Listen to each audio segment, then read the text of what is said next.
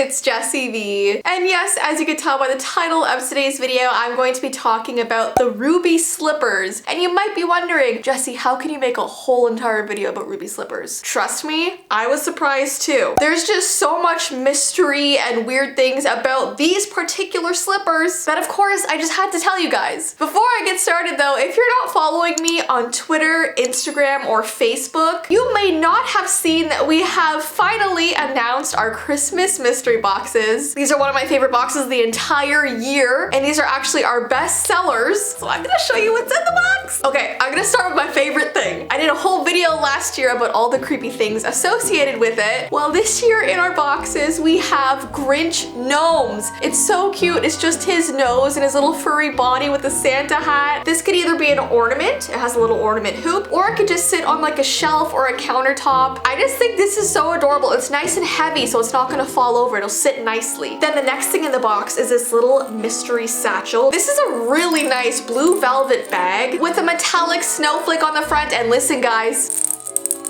what is that? Okay, so I also love the movie The Polar Express. I love how I'm trying to like incorporate all my favorite movies into one box. So inside, we have the Christmas bell. Da-da-da. I feel like we have to have some like Josh Groban music playing. Okay, so on the Christmas bell, it has this little note that says, before you go to sleep on dreamy Christmas Eve, ring the bell and hang it up as a sign that you believe. So I love that so much. Okay, then we have something fun called snow seeds. So you get this little vial of magical snow. You put it into like any size bowl, and when you mix it with water, it turns into like snow that you can play with, and it's like, it's crazy. It's like magic snow potion, especially those of you who don't live anywhere that gets snow.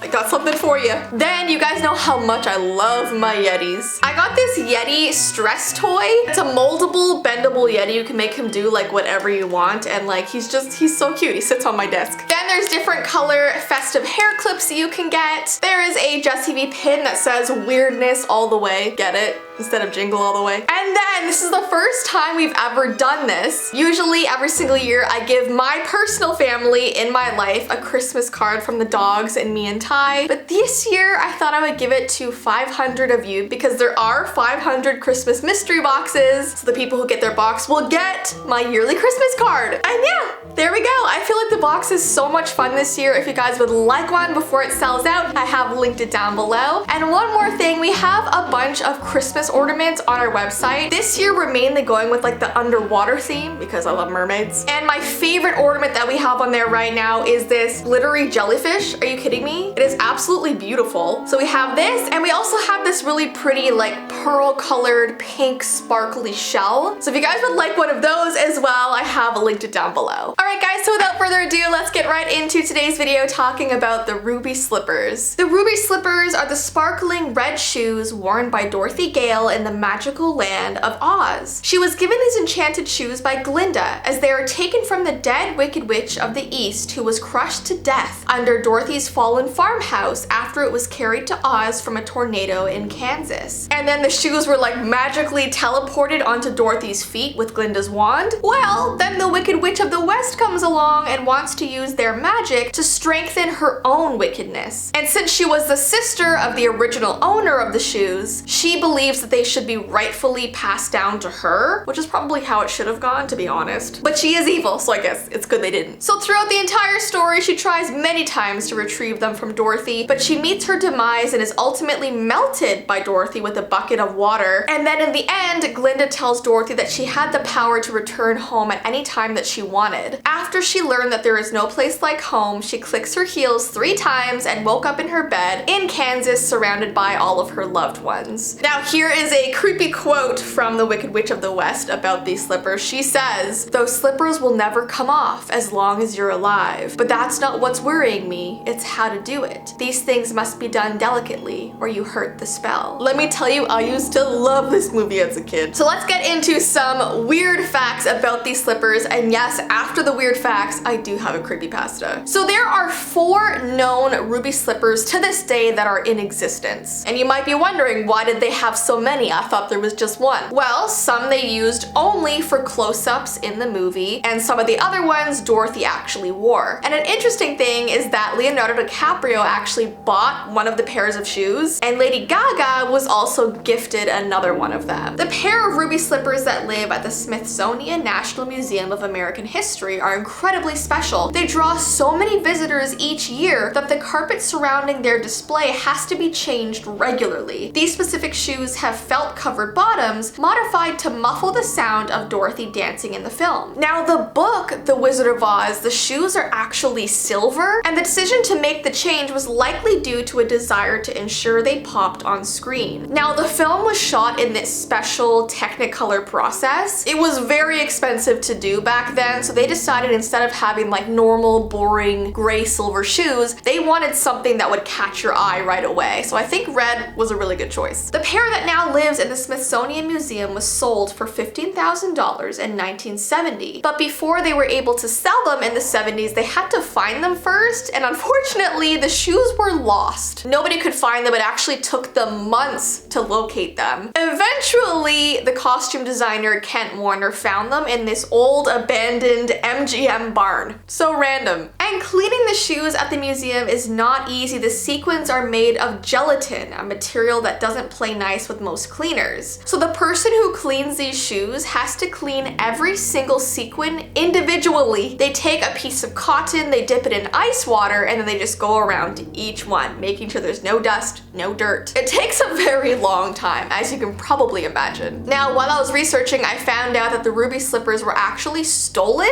back in 2005. In 2005, a thief made off with one of the pairs of Wizard of Oz slippers that were housed in a Minnesota museum. They broke in through the museum's back door and smashed a glass case in the museum's gallery to steal the slippers. Now, these slippers were insured for $1 million, but what was so weird is that the alarm did not sound. Even though they literally broke the glass, broke in through the door, no alarms were sounded. The other thing was that no fingerprints were left behind, so they had no idea who did it. So the investigators had no evidence aside from this one red sequin that was left on the ground. As the mystery deepened, museum staff became the target of rumors of an inside job, and some speculated that the thief may have thrown the shoes into a local river after the theft left out of fear of the consequences of being caught. And after 12 years, they were still not recovered. It wasn't until 2018 that thankfully they were found. Alright guys, so now let's get into the creepypasta. There's a story about a girl who was haunted by a creature who wore ruby slippers. It all started one night 6 years ago when she was suddenly woken up by a red light that flooded into her bedroom. She sat up and saw that this strange light was coming from underneath her door. So confused, she got up and walked over to her door, but she was too afraid to open it because she had no idea what would be waiting for her on the other side. So she instead knelt down to peer underneath it, and she was absolutely shocked by what she saw. She saw these 2 long, skinny, gray legs that were almost bent unnaturally, and the legs were so long that she couldn't see higher up to any body or face because of how small the crack in the door was. But what puzzled her more was that this thing was wearing ruby slippers that shone so brightly the entire hallway was lit up. And she watched as this creature paced up and down her hall ever so quietly, and she was so sure that she must have been dreaming. But why did it feel so real? Well, she found out it must have been when this happened every single night for the next 6 months. Now, she told her mother what was happening, but as usual, her mother thought it was all in her head. And her mother told her that whenever she had this nightmare, she should say, "There's no place like home, there's no place like home," until she woke up. Well, one night she had enough of this, and she got up, went over to her door, looked underneath the crack, and this time she stuck her fingers underneath and reached out as far as she could. And as the creature was pacing towards her, she grabbed one of the ruby slippers, it fell off the creature's foot, and it shrieked. And instead of revealing, you know, a normal looking foot, this creature had incredibly long, pointed toenails that curled at the very end. And the creature ran out of her house, leaving one ruby slipper behind. And seeing that it was gone, the girl finally had the courage to open her door. She picked up the shoe, took it back to her bedroom, and the next morning she had something to show her mother to prove that she was never dreaming. And that is the end. end. Yeah, super creepy. Never thought there would be a creepypasta about the ruby slippers. I feel like I should do another video on like the glass slipper from Cinderella. Should I? Give this video a thumbs up if I should. Anyways, guys, that is the end of today's video. Don't forget, if you would like one of the new Christmas mystery boxes, I have linked it down below, along with our new awesome under the sea ornaments. But I hope you guys have an awesome rest of your day, and I will see you in my next video. Bye!